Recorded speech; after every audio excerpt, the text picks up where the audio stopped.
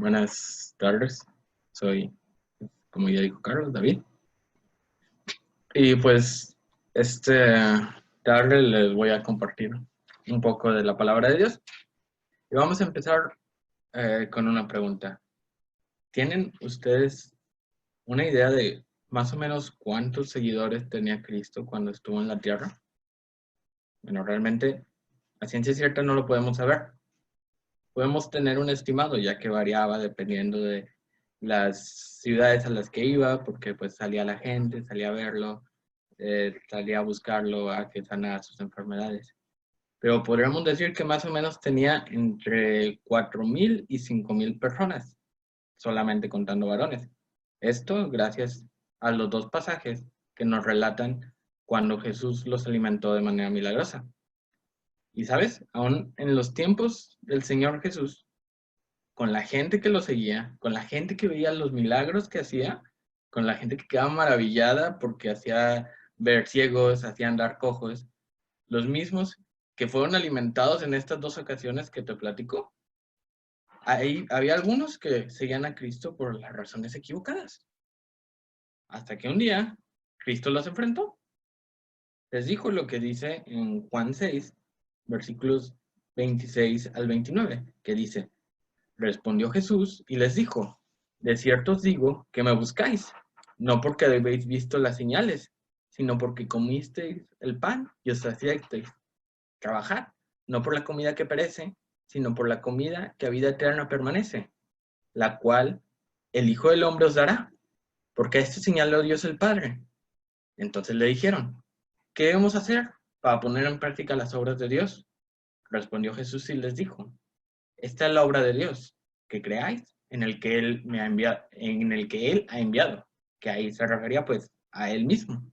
Y después de esto, muchos de ellos simplemente decidieron dejar de seguirlo a ver que sus motivos eran malos, como nos dice más adelante en los versículos 60 y 66, que dicen: al oírlas, se refiere a estas palabras, muchos de sus discípulos dijeron: dura es esta palabra, ¿quién la puede oír?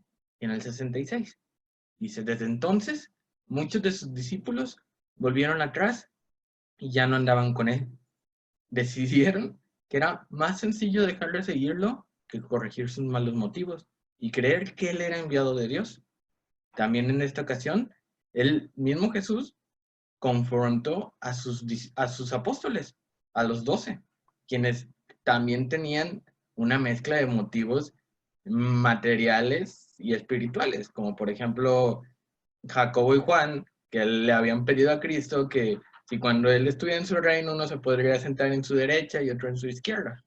A veces ellos tenían sus propios motivos, pero cuando fueron enfrentados por el Señor Jesucristo, ellos tomaron la decisión de permanecer y creer en Él como el Hijo del Dios viviente, como dicen los versículos de Juan 6, pero el versículo 67 al 69, que dijo Jesús a los 12: ¿Queréis acaso iros también vosotros? Y le respondió Simón Pedro, y le dijo: Señor, ¿a quién iremos? Tú tienes palabras de vida eterna. Y nosotros hemos creído y conocemos que tú eres el Cristo, el Hijo del Dios viviente. Bueno, hoy muchas personas son así. Siguen a Jesús para ser bendecidos o simplemente pues porque no se quieren ir al infierno. Pero cuando ven lo que significa seguir a Jesús, se vuelven atrás de la decisión que había tomado. Por eso es lo que vamos a ver hoy, lo que significa seguir a Jesús, para que veamos qué es ser un discípulo de Jesús y para que nos toque a nosotros ser confrontados con esta misma pregunta que Jesús les hizo a sus discípulos y a sus apóstoles. Primero, seguir a Jesús es permanecer en su palabra. Un verdadero seguidor de Cristo busca saber lo que Dios dice, así como un aficionado o fanático de cualquier cosa, llámese un grupo, llámese un actor, un autor, etcétera, etcétera. Busca saber todo acerca del autor, busca sus biografías, busca hasta el último disco que nadie más ha escuchado, hasta la última serie en la que ha salido. Así nosotros también deberíamos buscar todo lo que Cristo tiene para la humanidad, escrito en su palabra. Y más aún, lo que tiene para nosotros en nivel personal. Un verdadero discípulo de Cristo es aquel que quiere permanecer en su palabra. Así como lo dice también en Juan 8:31, que dijo entonces Jesús a los judíos que habían creído en él: si vosotros permaneciereis en mi palabra, seréis verdaderamente mis discípulos. Solo así seremos verdaderamente discípulos y verdaderos seguidores de Cristo. Entonces está la pregunta, claro, ¿qué significa permanecer en su palabra? Bueno, esto lo podemos dividir en 3 puntos. Primero, permanecer en su palabra significa tener disposición para oírla. Como dice en Juan 8:47, el que es de Dios, las palabras de Dios oye. Pero por esto no las oís vosotros, porque no sois de Dios. Si realmente buscamos permanecer en la palabra de Dios, primero tenemos que tener disposición para oír lo que Dios quiere para nosotros en su palabra. Siempre pensando que la Biblia es la palabra de Dios. Un libro escrito por personas como tú, como yo. Fueron desde reyes hasta pescadores, profetas, pastores, muchos autores, pero con la diferencia de que ellos eran inspirados por el Espíritu Santo y éste les decía qué es lo que tenían que escribir, creyendo también que la Biblia es útil para enseñar, útil para redarguir, para corregir, para instruir en justicia. Todo con el fin de que nosotros, como hijos de Dios, seamos perfectos, preparados para las buenas obras que Dios ya preparó de antemano para que andemos en ellas. Porque si nosotros no podemos creer estas cosas, realmente no estamos teniendo la disposición para oír. Porque podemos leerla y podemos leer la Biblia como si fuera un libro histórico, que sí es un libro histórico. Podemos leer la Biblia como una simple curiosidad, como una simple obligación que nuestros papás nos dicen, como una simple obligación que nos dicen en un estudio, pero sin creer realmente que es la palabra de Dios, como también se supone que lo deberíamos estar haciendo, como también se nos enseña. Y si no tenemos disposición para oírla, menos podremos cumplir el siguiente punto, que es entenderla. Como Jesús también dice en el versículo 43 del capítulo 8 de Juan, ¿por qué no entendéis mi lenguaje? Pregunta. Porque no podéis escuchar mi palabra, es lo que él responde. Ellos no podían entender la palabra de Dios, porque, como Jesús dice en este mismo capítulo, unos versículos más arriba, les dice que ellos eran de su padre el diablo. Y habla de ellos que eran principales, eran sacerdotes, eran escribas, eran gente que toda su vida había estudiado la palabra de Dios, que toda su vida, inclusive los escribas eran los que copiaban la Biblia para preservarla una y otra vez de diferentes rollos, y no la entendían. Les dice que no la entienden. Así nosotros podemos percibir la palabra de Dios como locura, como nos dice el versículo, que es locura para los que se pierden. Pero esto es una señal de alerta. Hay que tener cuidado, porque un cristiano que no puede entender la Biblia puede ser una persona que verdaderamente no sea cristiana. ¿Por qué? Porque nosotros, como creyentes, tenemos al mejor traductor de la Biblia, al mejor traductor que cualquier persona podría tener, al autor mismo, al Espíritu Santo que recibimos cuando hacemos nuestra confesión por Cristo.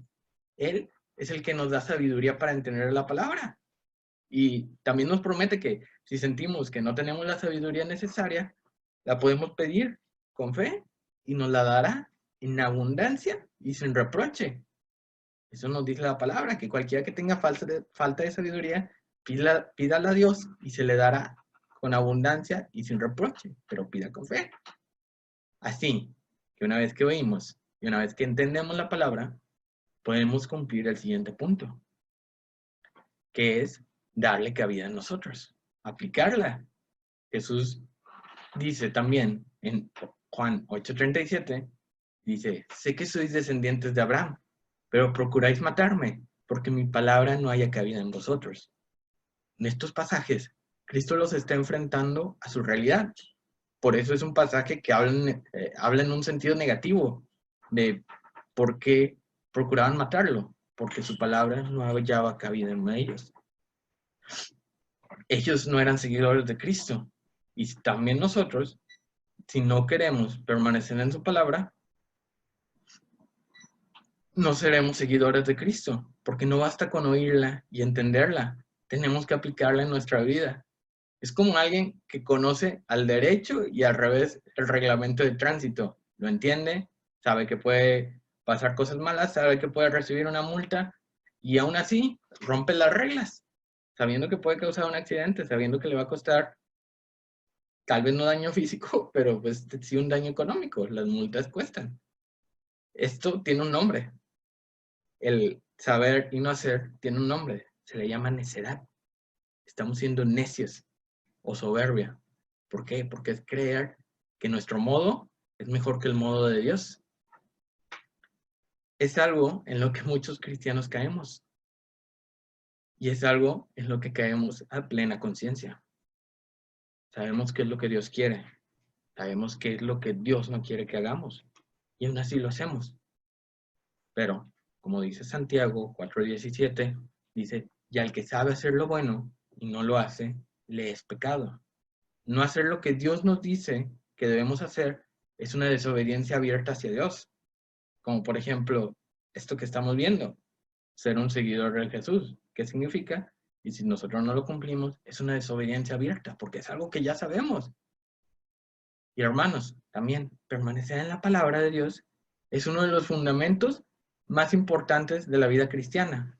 Y un verdadero seguidor de Cristo es alguien que está dispuesto a oír, que está dispuesto a entender y que está dispuesto a aplicar lo que dice la Biblia. Y su palabra será lo que nos ayude a estar firmes. Tal como se nos dice en Salmo 119, versículos 9 y 11, que pienso que muchos no lo sabremos de memoria, que es con qué limpiará el joven su camino, con guardar su palabra.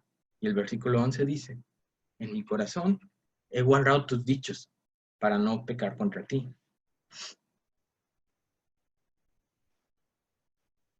Estos versículos nos hablan de, el primero nos dice, con qué limpiará el joven su camino. Nos habla que él nos puede limpiar con guardar su palabra.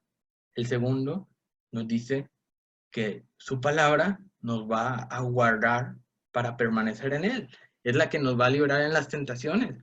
Por eso es importante memorizar las escrituras, porque nos va a liberar en las tentaciones, porque va a venir un versículo a nuestra cabeza que nos dice, Dios no va a dejar ser tentado más de lo que podéis recibir, o no es correcto eso que estás haciendo, no debes de mentir, no debes de levantar falso en contra de tu prójimo, y es lo que nos mantiene rectos delante de Dios, como dice este versículo. En mi corazón he guardado tus dichos para no pecar contra ti. Y es la base de la vida cristiana.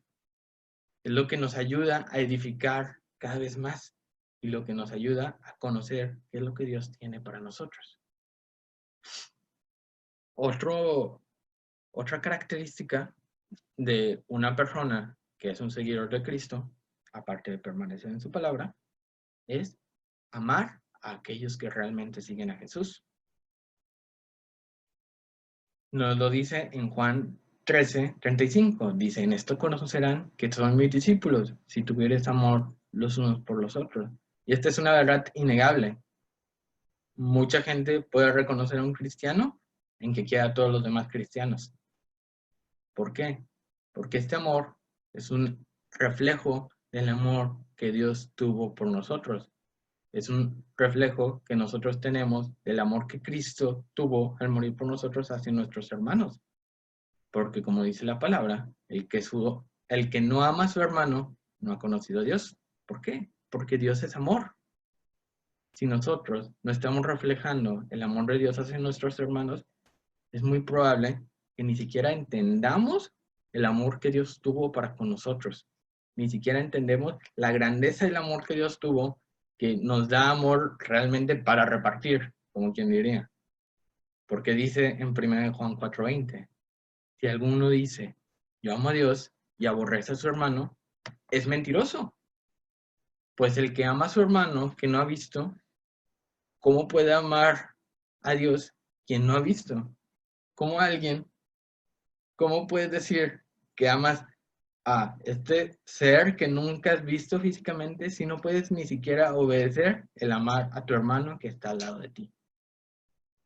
Y ese amor se lo puedo asegurar por medio de mi experiencia. Tengo muchos amigos cristianos que no comparten mis gustos, no comparten mis anhelos, y que si nos conocieras por separado, dirías, no, pues ellos de plano no tienen nada en común, no pueden ser amigos, no podrían ser amigos. Pero nosotros podemos coincidir en nuestro amor por el Señor, en que somos cristianos. Y eso nos hace buscar cosas en las que coincidamos al momento de convivir. Tanto hablar de la palabra, compartir bendiciones, hablar acerca de lo que leemos, hablar acerca de cómo Dios nos ha hablado, como buscar empatizar uno con el otro. Y también es el caso contrario, tristemente. Cuando un cristiano se aleja del Señor, ese lazo que tenía en común se rompe y ahora siente que no tiene nada en común con sus hermanos. Le molesta, le empieza a molestar estar con los demás creyentes, empieza a sentir que no encaja, empieza hasta incluso a enojarse cuando le platican bendiciones, cuando le hablan acerca de la palabra, cosas que antes disfrutaba. Y esto se vuelve una señal muy clara de que alguien se está enfriando. Y muy triste, porque es un proceso que es lento y que podemos ver realmente todos. Cuando te pasa y cuando le está pasando a alguien más. Y hay que tener mucho cuidado con eso. Dios nos da el amor para amar a nuestros hermanos. El que no ama a su hermano no ha conocido a Dios, porque Dios es amor. Este es otro punto. Aparte de permanecer en su palabra, de amar a los demás que siguen a Cristo, hay un tercer punto, que es que lleva mucho fruto. Un seguidor de Jesús lleva mucho fruto. Jesús dice en el versículo de Juan 15:8 que su Padre se gloria en que nosotros llevemos fruto y que este fruto permanezca. Dice textualmente, en esto he glorificado a mi Padre, en que llevéis mucho fruto y seáis así mis discípulos. Esto principalmente se refiere a las almas que tú puedes llevar a los pies de Cristo y que Él te pone alrededor. Pero, ¿qué necesitamos para que haya fruto? Dios nos escribe esto porque nos pone estos ejemplos, porque son ejemplos. ¿Qué se necesita en el mundo terrenal para que un árbol dé fruto? Bueno, necesitas primero tener el árbol, plantar una semilla, regarla, cuidarlo, abonarlo, y luego ya, después de un tiempo, te va a dar un fruto. Llámese uvas, llámese manzanas, naranjas, lo que plantas es lo que cosechas. Y lo tienes que cuidar, lo tienes que regar, y así lleva frutos. En la vida cristiana es igual. Lo que un discípulo de Cristo debería estar haciendo es aprovechar las oportunidades que Dios nos da para testificar y aprovechar a las personas que Dios nos ha dado para testificarle. ¿Por qué? Porque en los lugares en donde Dios nos ha puesto para que llevemos fruto. Yo os he mandado para que vayáis y llevéis fruto y vuestro fruto permanezca, dice la palabra, ya sea en nuestra casa, con nuestra familia, en la escuela, en el trabajo, con nuestros amigos. Todos ellos estamos ahí para hablarles de la palabra, para levantar nuestra bandera, decir soy cristiano y buscar que ellos se salven. Porque muchas veces tú puedes decir que es bien fácil darle, o tal vez no, no sé, pero es más sencillo darle un folleto a alguien que está en una tienda, a alguien que toque tu puerta y que tal vez nunca vuelvas a ver, que decirle a tu mejor amigo, oye, tú necesitas recibir a Cristo. Y esto es verdad. Muchas veces vamos a sufrir, muchas veces vamos a llorar por estas cosas, muchas veces vamos a perder amistades, pero la palabra lo dice. nos asegura que vamos a sufrir. En Salmos 126, versículos 5 y 6, dice, los que sembraron con lágrimas, con regocijo segarán. Irán dando y llorando el que lleva la preciosa semilla, mas volverá a venir con regocijo, trayendo sus gavillas. Podemos sufrir, pero después vamos a podernos gozar en la salvación de las almas, en la salvación de nuestros compañeros, de nuestros amigos, de nuestra familia, y vamos a poder gozarnos porque Dios nos permite hacerlo. También cabe aclarar que tal vez no a todos nos va a tocar cosechar. A algunos nos va a tocar sembrar, a otros nos va a tocar regar, y como dice la palabra, el crecimiento realmente lo da el Espíritu Santo. Y podemos estar seguros de que nada de lo que hagamos será en vano. ¿Por qué? Porque dice que su palabra nunca vuelve a él vacía y que es poderosa y más cortante que espada de dos filos. Incluso podemos estar muy seguros que si trabajamos para Dios sin desmayar, vamos a quedar sorprendidos de cuando lleguemos al cielo encontrar gente que fueron salvados por el trabajo sincero que nosotros dimos en el nombre del Señor. ¿Por qué? Porque también llevamos un poco de ese fruto. Si oramos por alguien y alguien más lo lleva a Cristo, parte de ese fruto es nuestro, porque Dios es justo, paga a cada quien según su obra. Y si nosotros no llevamos fruto, si no estamos llevando fruto, podemos pedírselo al Señor, porque Él nos dice que si pedimos cualquier cosa conforme a su voluntad, Él nos oye. Y podemos estar seguros que es su voluntad que nosotros llevemos fruto. Por tanto, es una oración que podemos hacer con toda seguridad y Él nos la va a dar. Por eso es importante permanecer en su palabra, porque también podemos pedir en base a promesas. Es importante tomar las promesas de la Biblia y hacerlas nuestras para poderlas usar, para poder pedirle a Dios acerca de esto. Bueno, hemos visto que un seguidor de Cristo tiene que permanecer en su palabra, tiene que amar a los que siguen a Jesús, tiene que llevar fruto y también tiene que renunciar a todo lo que posees. Este tal vez no suena tan sencillo para muchos, pero Jesús nos dice en Lucas 14, versículos 26 y 33, si alguno viene a mí y no aborrece a su padre y madre y mujer y hermanos e hijos y hermanas, y aún también su propia vida, no puede ser mi discípulo.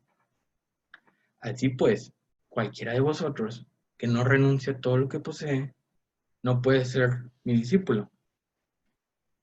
Esto no significa que tienes que odiar a todos y solo amar a Dios, solo amar a Cristo. No, no vas a ir con tu papá y decirle, papá, te odio porque amo al Señor Jesús. Esto significa que el amor de Cristo tiene que ser tan grande que parezca que todo lo demás lo aborrecemos. Que Cristo es lo primero en nuestra vida y que todo lo demás no es de tanta importancia para nosotros. Si tú pones a Cristo como el primer lugar de tu vida, significa que en tu corazón estás entregando todo lo que posees. Y que si un día Dios te dice, David, dame tu carrera, ya no quiero que sigas ejerciendo, quiero que hagas esto otro.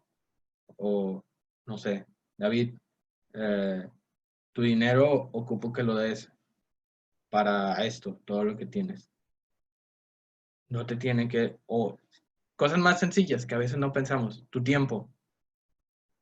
Ocupo que los domingos no los uses para descansar, que des un mensaje, que te tengas que estar preparando todos los días para poder darlo. Si tú ya lo propusiste, si tú ya se lo diste en tu corazón, va a ser más fácil entregarlo. Un ejemplo que no conocía, que hace poco supe, es con los samuráis. En Japón, en el Japón antiguo, cuando había samuráis, los samuráis tenían un maestro y la lealtad de los samuráis era tanto que daban todo por su maestro. El maestro no era poseedor de todo lo que los samuráis tenían. Los samuráis sí tenían casas, tenían sus propiedades, pero en cualquier momento que su maestro les pidiera algo, ellos estaban dispuestos a darlo. Así sea que les pidiera su misma vida, sacrificarse por él, o simplemente acabar con su vida en ese momento. Esta es la clase de lealtad que se necesita. E inclusive, la palabra que se utilizaba en aquel entonces para describir esta lealtad es la misma palabra que utilizan los japoneses hoy en día para describir el amor. Y así como nosotros tenemos un te quiero y tenemos un te amo, para ellos la palabra que significaba esta lealtad también es el tipo de amor más grande que ellos puedan decir a una persona. Esta es la clase de amor que tenemos que tener por Cristo. Una clase de amor que es capaz de dar todo lo que nos pida. Un ejemplo que podemos ver en la Biblia es en el pasaje de Lucas 9, versículos 57 al 62, donde dice, yendo ellos, uno les dijo en el camino, Señor, te seguiré a donde quiera que vayas. Y Jesús le dijo, las zorras tienen guaridas y las aves de los cielos nidos, mas el Hijo del Hombre no tiene dónde recostar la cabeza. Y dijo a otro, sígueme. Y él le dijo, Señor, deja que primero vaya y entierre a mi padre. Jesús le dijo, deja que los muertos entierren a sus muertos, y tú ve y anuncia el reino de Dios. Entonces también dijo otro, te seguiré, Señor, pero déjame que me despida primero de los que están en mi casa. Y Jesús le dijo, ninguno que poniendo su mano en el arado mira hacia atrás es apto para el reino de Dios. Aquí vemos el lado de estas tres personas que tenían aptitudes no aptas para el reino de Dios. ¿Por qué? Bueno, porque pretendían seguir a Jesús cuando había otras cosas que estaban en primer lugar en sus vidas y que fueron enfrentadas por Jesús. No nos dice qué decisión tomaron, pero sí nos dice cuáles eran estas actitudes que ellos tenían. El primero tenía su mirada puesta en las cosas materiales. ¿Por qué? Porque Jesús le menciona una vida privada de lujos y aún de las necesidades más básicas. Jesús no tenía ni dónde dormir. Él iba de ciudad en ciudad predicando el evangelio y dependía de que las personas le dieran un lugar para dormir. Otro buscaba primero terminar su vida, viviendo con otras personas que eran más importantes para él que el Señor. ¿Por qué? Porque esta frase de deja que vaya y primero entierra a mi padre se podrá referir a que su padre realmente no estaba muerto, sino que le decía, bueno, deja que viva con mi padre y una vez que él muera y que yo lo entierre, ya vengo y te sigo. Tenía una persona que era más importante, y decía, bueno, ya Dios, cuando yo termine de darle toda mi vida a esta persona, luego lo que me quede, ya te la puedo venir a dar a ti. Y el tercero, primero quería acabar los pendientes que tenía antes de comprometerse con Cristo. Quería primero ir y despedirse de su familia y cerrar, por así decirlo, todos los ciclos que tenía con ellos, y luego ya seguir a Dios. Pero hermano, recuerda que para que tú puedas seguir a Cristo, Él debe ser lo más importante para ti. No puede haber nada ni nadie más importante para ti. El que debe ser primero en tu vida debe ser el Señor Jesús. Y muchas veces, incluso podríamos decir, no, tal vez yo no tengo un apego emocional hacia ninguna persona más que hacia Cristo, o tal vez yo no tengo cosas materiales que me duela dejar para el Señor. Pero muchas veces caemos en que tenemos a cierta persona más importante para nosotros que el Señor, que llegamos a ser nosotros mismos. Y esto es lo que nos lleva al siguiente punto, que es negarte a ti mismo y tomar tu cruz diariamente. ¿Hemos visto? Permanecer en su palabra, amar a los hermanos, llevar fruto, negar, dejar todas nuestras cosas, y ahora debemos negarnos a nosotros mismos y tomar nuestra cruz diariamente, algo más personal. Porque Jesús les decía en el versículo de Lucas 9:33, y decía a todos, si alguno quiere venir en pos de mí, niéguese a sí mismo, tome su cruz cada día y sígueme. Y después confirma en el versículo 14-27 también de Lucas, el que no lleva su cruz y viene en pos de mí, no puede ser mi discípulo. Esto significa que seguir a Cristo es vivir para los propósitos de Dios y negarte a vivir para los tuyos. Es hacer de lado tus metas para tomar las metas que Dios ya ha preparado para tu vida. Negarte a hacer tu voluntad para cumplir la voluntad de Dios. Y morir cada día tú y yo para que Cristo sea el que reine en tu corazón. Que puedas llegar a decir, así como decía Jesús cuando estaba en el Getsemaní, cuando estaba pidiendo a su Padre porque que si fuera su voluntad, no tuviera que pasar las torturas, no tuviera que ser clavado en la cruz y no tuviera que ser separado de la presencia de Él. Pero al último termina, pero no sea hecha mi voluntad, sino la tuya. Que cada día nosotros podamos despertar pensando lo que quiere que Dios hagamos por Él en ese día, y no lo que Dios puede hacer por nosotros. También cabe aclarar algo. Dios no quiere que suframos. Él solo quiere que estemos dispuestos y listos para soportar los sufrimientos que conlleva una vida siguiéndolo a Él. Pero lo que Dios quiere es que tengamos el bien y no el mal. Como dice Jeremías 29:11, dice, porque yo sé los pensamientos que tengo acerca de vosotros, dice Jehová, pensamientos de paz y no de mal, para daros el fin que esperáis.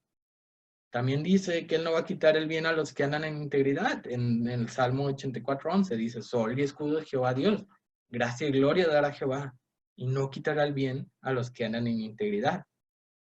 En mi vida he conocido que Dios es un Dios detallista. Es el mismo Dios que cuida las flores del campo, que cuida a los pajarillos. El mismo Dios que cuida estas cosas que no son tan importantes, que fueron hechas porque Él mandó que fueran hechas, ¿cómo no va a cuidar a esa creación hecha a su imagen y semejanza que dedicó un día entero en crearlas del barro y en soplar su propio aliento de vida? Hablamos del mismo Dios que desde el primer pecado del hombre puso en marcha un plan para salvarlo de las consecuencias de nuestros propios actos. Él conoce todos tus anhelos y ni aun tu suspiro te es oculto. Él sabe lo que quieres y sabe lo que necesitas. Y así, como se lo decía a sus discípulos en aquel día, nos lo dice también a nosotros. Mas buscad primeramente el reino de Dios y su justicia, y todas estas cosas os serán añadidas. Dios nos dice que si nos ocupamos de sus asuntos, Él se va a ocupar de los nuestros. Que si cargamos con las responsabilidades que Él nos da, Él va a cargar con las consecuencias. Y mejor aún, dice que Él nos capacita para hacer todo esto por medio de su Espíritu y por medio de los dones que Él nos da. Él nos ha dado todos los dones del Espíritu Santo: amor, gozo, paz, paciencia, benignidad, bondad, fe, mansedumbre, templanza. Cada uno de esos, cada una del don que Dios nos ha dado, o dones, llámese de maestro, de oración, de pastor, de evangelización, cualquier don que Dios te haya dado, Él te lo da para que cumplas todas estas cosas que Él te pide, para que tú puedas simplemente negarte a ti mismo y tomar su cruz, hacer lo que Él te pide. Y tal vez nos va a tocar sufrir. Muy posiblemente hubo gente que murió apedreada, hubo gente que murió hervida en aceite, hay gente hoy en día que sufre discriminación. Hay gente que hoy en día es asesinada inclusive por el Evangelio. Pero así como Pablo decía en Romanos 8:18, dice, pues tengo por cierto que las aflicciones del tiempo presente no son comparables con la gloria venidera que en nosotros ha de manifestarse. Nosotros no deberíamos tener temor de dejar cualquier cosa en el nombre de Cristo. Es lo que Él nos pide y nos promete esto en su palabra, que la gloria venidera va a ser aún mejor. Y sabemos que su palabra es verdad y que Él no puede negarse a sí mismo y que Él va a permanecer fiel a lo que nos promete. Recuerda, puedes ser cristiano, salvo de la condenación eterna, pero puedes no ser su discípulo. Ser un cristiano es haber recibido a Cristo en su corazón. Ser un discípulo es hacer lo que Cristo quiere que hagamos. reconocer y vivir su palabra, tener amor por tus hermanos en Cristo, llevar fruto, estar dispuesto a dejar todo por Él y vivir una vida consagrada diariamente a Él. En la vida cristiana solo hay dos opciones: retractarnos de nuestra decisión, como lo hicieron todas aquellas personas que seguían a Cristo, o decir como Pedro, cuando le preguntaron a él y los 12, ¿a quién iremos, Señor? Tú tienes las palabras de vida eterna, y nosotros hemos reconocido que tú eres el Cristo, el Hijo de Dios. Las opciones hoy están puestas delante de ti, y es tu responsabilidad decidir qué es lo que vas a hacer hoy, qué es lo que vas a hacer mañana, qué es lo que vas a hacer el día siguiente, porque esto es una decisión diaria. Y te puede parecer difícil, pero Cristo estará contigo en cada paso y te dará todo lo que es necesario para hacer lo que Él te pide. Si estás dispuesto verdaderamente a seguir a Jesús, puedes hacer una oración para que tú mismo se lo digas el día de hoy. Yo la voy a hacer, y si tú quieres hacerla conmigo, adelante, para que te ayude a obedecer y para que te guarde en obediencia cada día. Y si sientes que realmente no tienes a Cristo, también puedes hacerlo, puedes recibir a Cristo, puedes empezar esta clase de vida siendo un seguidor de Jesús sin ningún compromiso. Dios te lo da, Dios te da la salvación, Dios te da la posibilidad de cumplir todas estas cosas. Así que si quieren, vamos a orar por esto. Señor, te damos gracias por el sacrificio, Señor, tan grande que tú has hecho por nosotros, Dios. Gracias porque es por medio de la sangre de tu Hijo Jesucristo que tú nos has salvado de la condenación, Dios. Y gracias porque es por medio, Señor, de tu Espíritu que nosotros podemos llegar, Señor, a ser ese varón perfecto, Señor. Tú dices que la vida del justo es como la luz de la aurora, Señor, que va en aumento hasta que el día es perfecto, Dios. Ayúdanos a ser así, Señor, a ser seguidores de ti, Señor, a entregar cada vez, Señor, esas áreas que tú nos vas mostrando, Dios. Danos la fuerza, Señor. Danos el querer como el hacer por tu buena voluntad para obedecerte, Señor, para seguirte, Señor, para ser disciplinados en las cosas que tú nos has mandado, Dios. Y te pido que te quedes con nosotros, Señor, en cada uno de estos días, Señor, y que nos ayudes, Señor, a renovar, pues, nuestra fe, Señor, delante de ti cada día, Dios. Te pido todo esto y te lo agradezco, Señor, en el nombre de Cristo Jesús. Amén. Y bueno, realmente esto es lo que les quería compartir. Y pues, si lo han hecho, si quieren entregar su vida a Dios, la verdad es lo mejor que pueden hacer. Y nada de esto será en vano. Como dice su palabra, la obra de Dios no es en vano. Muchas gracias.